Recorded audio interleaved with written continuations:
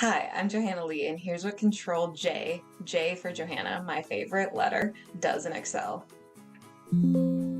But no fear, there is kind of a quick trick for this. So if you have embedded rows in your Excel file, so for example, when I am clicking on this cell, I see kind of embedded data. So it's first name, last name, email address, gender, and then the birthday.